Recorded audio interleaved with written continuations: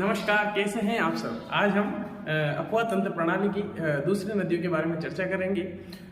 अब सबसे पहले हमने पढ़ा था घग्गर नदी के बारे में, उसके बाद हमने पढ़ा था कांकनी नदी के बारे में। घग्गर नदी आंतरिक प्रवाह की जो सबसे लंबी नदी है, उसके बाद में जो कांकनी नदी वो आंतरिक प्रवाह की सबसे छोटी नदी है। अब हम एक चर्चा कर रहे हैं अगली नदी के बारे में, जिसका नाम है कांतली नदी। राजस्थान के शेखावाटी क्षेत्र से ये नदी निकल रही है। शेखावाटी क्षेत्र में आप सब जानते हैं 3 जिले आते हैं, सीकर, झुंझुनू, चूरू। इन तीनों जिलों में ये नदी बहती है और इन तीनों जिलों में बह करके 100 किलोमीटर की यात्रा तय करती है। 3 जिलों में बहती हैं और 100 किलोमीटर की यात्रा तय करती हैं। इस नदी के किनारे ये जहां जहां से ये नदी निकलती है, उस नदी के क्षेत्र को तोरावटी कहा जाता है। तोरावटी। प्रश्न आया था कि कांतली के प्रवाह को क्या कहा जाता है? तोरावटी कहा जाता है। याद रखिएगा, शिखर, झुंझुनू और चूरू 3 जिलों से नदी निकलती है। पूर्ण प्रवाह की दृष्टि से, पूर्ण बहाव की दृष्टि से ये राजस्थान की सबसे लंबी नदी है, सबसे लंबी नदी है। एक बार मैप में देखिएगा और ऐसा मैप आप बना भी लीजिएगा। यहां पे आपका शिखर है, यहां पे झुंझुनू है, यहां पे चूरू है। ये इस जगह से एक प्रश्न आता है, ऐसी कौन सी नदी है जो झुंझुनू को 2 बराबर भागों में बांटती है? ऐसी कौन सी नदी है जो झुंझुनू को 2 बराबर भागों में बांटती है? तो वो आपकी कांतली नदी है, जो झुंझुनू को 2 बराबर भागों में बांटती है। याद रखिएगा, शिखर के अंदर यहाँ पर एक सभ्यता पाई जाती है और आपके झुंझुनू के अंदर भी एक सभ्यता पाई जाती है जो इसी के किनारे है। प्रश्न आता है कि शिखर के अंदर कौन सी सभ्यता है और झुंझुनू के अंदर कौन सी सभ्यता है? खंडेला की पहाड़ियों से नदी निकल रही है।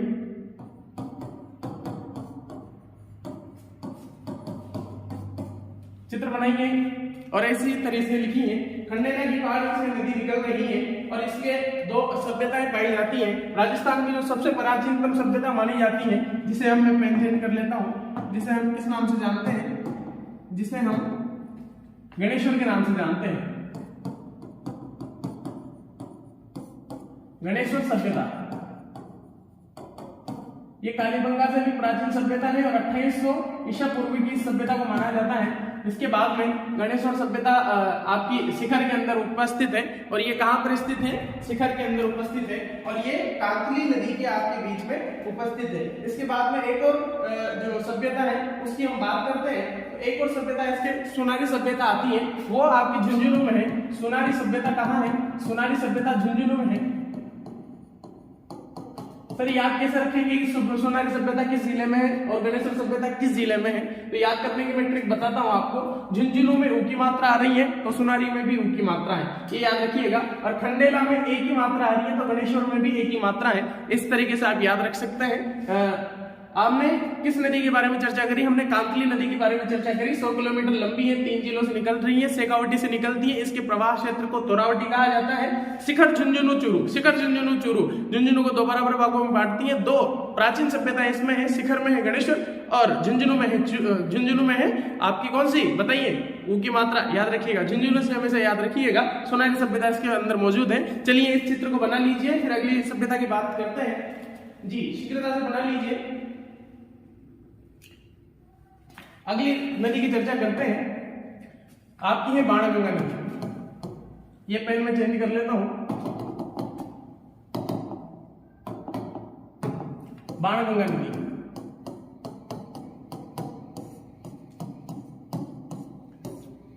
बाणगंगा नदी कहाँ है? ये बाणगंगा नदी वही नदी है जहां पर भगवान कृष्ण आए थे, भगवान अर्जुन आए थे और इसी नदी के बीच में इन्होंने ऐसा कहा जाता है कि अर्जुन ने महाभारत के काल में बाण चला करके नदी का उद्घाटन किया था। जब उनको पांडवों को पानी की प्यास लगी तो अर्जुन ने अपना बाण चला करके इस नदी का उद्गम किया था।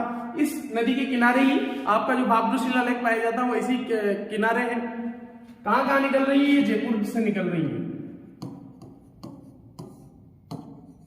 बाणगंगा नदी आपकी जयपुर से निकल रही है, 240 किलोमीटर की लंबी नदी है, 240 किलोमीटर की प्राचीन नदी है, लेकिन उतनी प्राचीन भी नहीं है।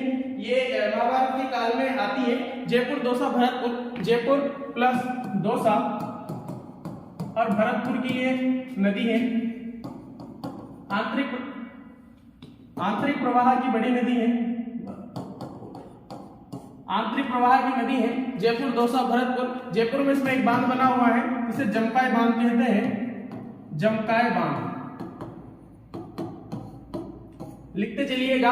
भरतपुर में भी इसके ऊपर एक बांध बना हुआ है जिसको अजान बांध के नाम से जानते हैं। ये केलवाड़ा में अपना जन्म देता है अजान बांध, अजान बांध। ये केलवाड़ा जो आपका उद्यान है उसमें आपका जल देता है। और इसके अन्य नाम क्या है, इसके उपनाम क्या है, उनको भी आप लिख लीजिए। उपनाम है इसके अर्जुन की गंगा, लिखिए अर्जुन की गंगा। रुंडित नदी, रुंडित नदी या तो आती नहीं है, आती है तो भयंकर आती है आपकी गंगा नदी की तरह, इसलिए इसको रुंडित नदी भी कहा जाता है, अर्जुन की गंगा भी कहा जाता है। 240 किलोमीटर की है, बाणगंगा नदी है। इसका मैप यदि आप बनाना चाहें, अगला मैप लेना पड़ेगा। इसका मैप आप बनाए, ये मैप बनाना बड़ा जरूरी है क्योंकि इससे आपको बिल्कुल आसानी के साथ केवल देखते ही पता चल जाता है कि कौन सी नदी कहाँ है। ये आपका जयपुर है, तो इस तरीके से ये नदी निकल रही है आपके भरतपुर तक। यहाँ पे जमकाय बांध स्थित है, लिख लीजिए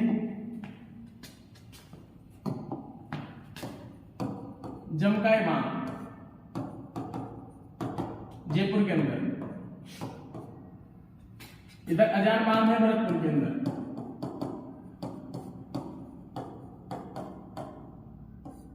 और अजान बांध का जल कहाँ जाता है, केलवाड़ा जाता है। चित्र बनाइए फटाफट, फिर अगले नदी की चर्चा करते हैं। अगली नदी के बारे में हम चर्चा करेंगे, इसके पहले ये चित्र बना लीजिए। बड़ी ही शानदार नदी है अगली नदी कौन सी है, अगली नदी हम पढ़ेंगे, टेंशन कर लेता हूं मैं। अगली नदी के बारे में हम चर्चा करेंगे। अगली नदी कौन सी है, अगली नदी है आपकी सागी नदी। छोटी सी नदी है, 2 जिलों में निकलती है। कहां कहां निकलती है, आपके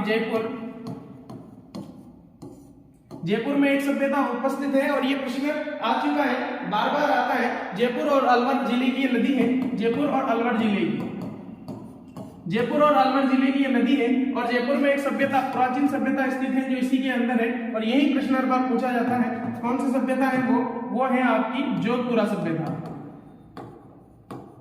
प्रश्न आया था कि जोधपुरा सभ्यता किस जिले की है, तो कई लोगों ने जोधपुर कर दिया था, लेकिन ऐसा नहीं है। जोधपुर नहीं होगा, इसमें जयपुर आएगा।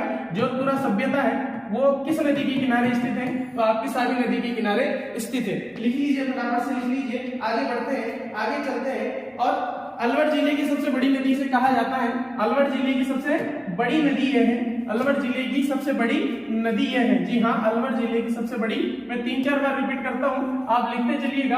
अलवर जिले की सबसे बड़ी नदी है ये इस तरीके से नदी जा रही है, अलवर जिले की सबसे बड़ी नदी है। और जयपुर में क्या है, जोधपुरा सभ्यता, जोधपुरा सभ्यता। इसको अंडरलाइन करके लिखिएगा, अंडरलाइन करके लिखिएगा, ऐसा चित्र बना करके लिखिए, जल्दी से लिखिए। अगली नदी की हम बात करेंगे, अगली नदी की हम बात करेंगे, अगली नदी की हम चर्चा करेंगे। अगली नदी कौन सी नदी है आपकी, अगली नदी आपकी है रूपारेल नदी। पेन चेंज कर लेता हूं, दिखने में आपको स्पष्ट रहेगा। रूपारेल नदी, ये कौन सी नदी है, जी हाँ, ये वो नदी है जिसको वाराह नदी उपनाम,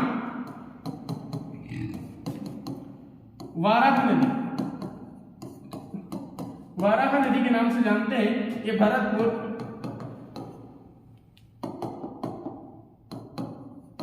और अलवर जिले की नदी है, भरतपुर और अलवर जिले की नदी है, रूपारेल नदी है। उपनाम इसका वाराह नदी है, रूपारेल नदी है। अलवर और भरतपुर इसकी ये नदी है, इसके नीचे भी, और इसको भरतपुर की जीवन रेखा भी कहते हैं। क्या कहते हैं, भरतपुर की जीवन रेखा। इसकी एक सभ्यता पाई जाती है इसके किनारे भी। कौन सी सभ्यता है ये नौहा सभ्यता, नौहा सभ्यता। 9 सभ्यता इसके किनारे पाई जाती है। लिख लीजिएगा इसको, भरतपुर और अलवर जिले की, भरतपुर और अलवर जिले की नदी है। और ये आज हम अपन ने और भी नदियां छोटी छोटी, लेकिन हमने ये महत्वपूर्ण नदियां पार की है। कौन कौन सी नदी है देखिएगा, कांतुली नदी है। अगली नदी कौन सी है, कांतुली नदी में क्या क्या पढ़ा था हमने, शिखर झुंझुनू चूरों से निकल रही है। सुनारी सभ्यता झुंझुनू के अंदर है, गणेश सभ्यता शिखर के अंदर है और झुंझुनू को 2 बराबर भागों में बांटती है। कहां से निकल रही है, खंडेला की पहाड़ियों से निकल रही है। अगली नदी की हम चर्चा करेंगे। अगली नदी कौन सी थी, बाणगंगा नदी थी। बाणगंगा नदी कहाँ है, जयपुर, दौसा और भरतपुर, भरतपुर निकल रही है। भरतपुर में अजान बांध बना हुआ है, जयपुर में जमकाई बांध बना हुआ है। अगली नदी की हम चर्चा करेंगे। अपनी अगली नदी की हमने जो चर्चा करी थी वो थी साबी नदी। साबी नदी जयपुर और आपका अलवर, जयपुर और अलवर। जयपुर में एक सभ्यता स्थित है, कौन सी सभ्यता, जोधपुरा सभ्यता। जी हाँ, जोधपुरा सभ्यता। अगली नदी की हम चर्चा करेंगे, रूपारेल नदी, वाराह नदी है, भरतपुर की जीवन रेखा है। अलवर भरतपुर, जयपुर अलवर भरतपुर से निकल रही है और 9 सभ्यता इसी के किनारे है। 9 सभ्यता को लौह युगीन सभ्यता भी कहा जाता है, लिख लीजिए।